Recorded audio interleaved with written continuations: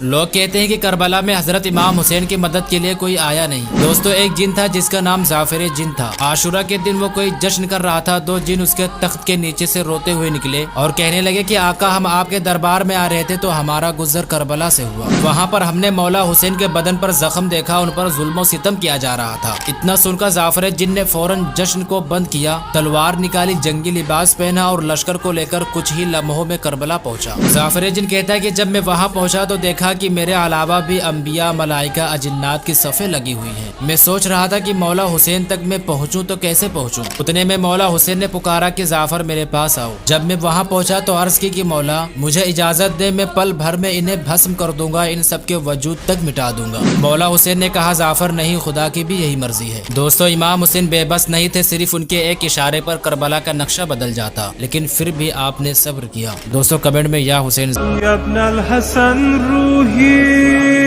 फिदा